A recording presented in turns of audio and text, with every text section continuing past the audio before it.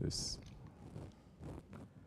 tariqat, it is founded on association. We are asking support from our Shaykh, inshallah, to say a couple of words. Our brother is just asking, because lately I was traveling to the West Coast. We've been doing that every year since Sheikh Efendi had left, touching the Atlantic to the Pacific. And there are different things that we are doing, both physically and other things also. This is the first time that he's traveling with us. And he's traveled a lot of times before, but he says this is different. So he just wants to know a little bit, what is the importance of traveling? Why is it different? What are the things that you're going to benefit from it? Bismillah ar-Rahman ar-Rahim. Number one, the traveling, it is a sunnah of the prophets. Every prophet traveled. Although Holy Prophet ﷺ, he didn't go, in reality, he didn't go further than Medina as a prophet. When he traveled, he was a child when he traveled to Syria. He was not prophet yet, you understand? When he was a grown 40 years old, he didn't travel beyond Medina. Taif, a little bit, but let's just say, to open up, to make it so big, he didn't travel beyond Hijaz. But in reality, when Allah subhanahu wa ta'ala invited him on the night of Miraj, he traveled not only from Masjid al-Haram to Masjid al-Aqsa, from Mecca to Qudus to Jerusalem. He made so many stops before he reached to Jerusalem also. Many, because there are a lot of secrets in that traveling. This is just the Isra. This is not even the Miraj. Isra means traveling nighttime. And a few of the places that he visited, commanded to visit, was the mountain of Tur, where Musa alayhi salam was given the revelation, and something else was also given to him there. And also to Bethlehem, the birthplace of Hazrat Isa alayhi salam. Other places he also visited. We're not going to enter into that right now. Then he went to Qudus, to Jerusalem. And there he was greeted by 124,000 prophets, in the spiritual form. He prayed, and from there he went up to make the Miraj. And in that Miraj, he traveled through the 7 heavens to the Arsh, beyond, and to the presence of Allah subhanahu wa ta'ala. In reality, what he did was because Allah wanted to show him off to all of creation, not only this world, but countless other worlds. Not only the paradises, countless other paradises that we don't know. And don't look down on this. Saying that paradise you think is just like a vacation spot, the size of the paradise. That he then went beyond that, Sidratul Muntaha, beyond to the edge of creation, which means what? He traveled, he was known, he was made known to everything that Allah subhanahu wa ta'ala has created, from the smallest atoms to the biggest galaxies. Allah was showing him, this is my beloved. Past, present, and future. Whatever you want to say. People today, every time they talk about spirituality, they have to put science fiction inside. Okay, we may put some words there to make you to wake up a little bit. Everything. Other worlds, other times. He is known. This is my prophet. This is my beloved. Then he went to see Allah subhanahu wa ta'ala, which is beyond everything else. And so, Traveling, it is a sunnah of the prophets. Every prophet, they traveled. And our holy Prophet, ﷺ, he traveled the most. And he traveled through everything. Traveling is not just traveling. Traveling for the sake of your ego and enjoyment as a vacation is something. Traveling for the sake of Allah, to discover Allah, is something. You understand? So you said, I've traveled before. It feels different. Of course it feels different. Because now we are trying to travel as the prophets, they traveled. The prophets, you think they traveled to look around, to see, oh, well, nice this, nice this. Why did the Prophet ﷺ then travel? That he was shown everything that Allah subhanahu wa ta'ala has created in the heavens. But the ayat is saying what? His eyes did not swerve. He didn't look left or right. He's not impressed by everything because he's searching for Allah. Do you understand?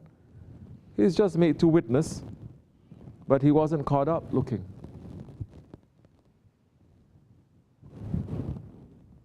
So it is important to travel because we are travelers. We are not from this world. We are not. And if we are traveling, we are closer to our own reality than staying put. Because we are not from this world. We are travelers coming from another world, in this world, and going back to another world. And it is only when you're traveling, then you understand how weak and how small a creature you are, and how you are, this world, it is just a temporary place. Because a traveler, you cannot bring your whole house with you. You cannot bring 10 bags with you. Because a traveler now quickly has to go in and out, has to pass through, he has to be light, which the Holy Prophet ﷺ is saying. We are travelers in this world. So the best traveler is when he carries nothing with him. In today's words, today's people, they say nothing. Just, my credit card is enough. That's the best, no? So now, once you start traveling for the sake of Allah, you are not alone. The Prophet ﷺ, when he was traveling for the sake of Allah, was he alone? No. Hazrati Jibreel, Hazrati Mikael, Hazrati Azrael, Hazrati Israfil, they were holding his burak, these archangels. And he was traveling with billions of angels and other ones too. You understand? Because in reality, even if you see there is just one person, a sultan never travels alone. Correct? He is the sultan of sultans. He never travels. He travels with a whole city with him, just like Hazrati Sulaiman alayhi salam. Today's words, even if the president traveling, he's never alone. If he's traveling in the sky, he brings Air Force One with him. There's a mini city there. From there, he can control the whole world. So when you're traveling for the sake of Allah, and you're walking in that footstep, meaning that now, even in your travel, it is not that easy, because you need to rein everything in. Traveling with a Shaykh is not that easy. It's completely different now. And I'm making it very easy. But those who have traveled with our Shaykh knows that it is very hard on the ego. Number one, you cannot sleep so much. You don't have too much freedom. So many things. Because now you are away from everything that is familiar. And the kind of sohbet that he's going to give is going to be very heavy. Until you feel like, you understand? But you are going to learn new things. You are going to expand your vision. You're going to expand your horizon. You're going to expand your breast. You understand? As the ayat is saying, have we not expanded your breast, your heart? So once you do that properly, which is without interferences from the ego and from shaitan, also without interferences from your family, from your work, you understand? Then that, in reality, it becomes like a pilgrimage, like a Hajj. People running these days, oh, new style. Murids asking me, can I go to Umrah? I said, did you make Hajj? No. Can I go to Umrah? It is new style. First, you have to make the Hajj.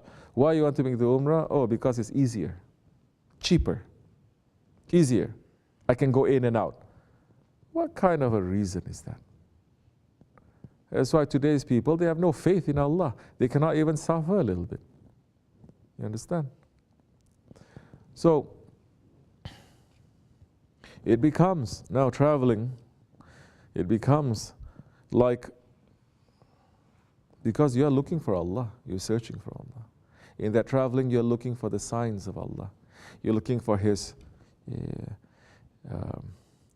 those ones, especially now when we're going to see our murids here and there, and making the zikr, we're going to visit those ones who have Allah in their hearts. If the angels are going to travel to look at the believers who have Allah in their hearts, then why are we going to travel in this world? You think if there's no murids, I'm going to travel there for what? What is that? We have done that too. This curry is nothing. It becomes tasteless. It becomes the same thing. You understand? Maybe your excitement is going to be, but if you look down and you look and you think about your excitement, why am I excited? Really, right now I'm so excited, oh, to go. Imagine that you are there. You're going to see this, this, this, and this. Oh, poof, goes down again. But the company that you're traveling with, it makes the biggest difference, the only difference. Now, I said to the murids there, I said, we travel, it's okay. Because to see someone, to meet someone that has the love of Allah and His Prophet in his heart, and the love of our Shaykh in the heart, that is the most interesting thing, the most beautiful thing for me to see. Then that one is very thirsty. And because that one is thirsty, it's pulling. You understand? And when that one is pulling, the sohbat that is coming, they open the channel. More coming. Because they are thirsty. Different from the murids who are so full and who are so spoiled that they're having sohbat every day. So, yeah, so you get a lot of benefits. Same question. A follow-up question, huh? We have been different places like forest and the mountains, and we have done the zikr. What is the secret and how important this zikr? Because everything is different. We usually go visit, see, and come back. And when we travel with you, we have done zikr, mashallah. That was beautiful. But what is the secret behind the zikr and how important it is? It's very important. And it's a secret.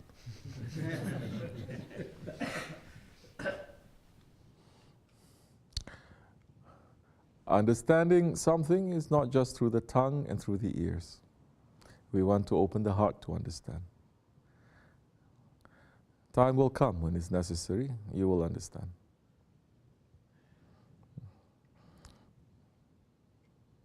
Okay, it's much is enough, inshallah. Assalamu alaikum.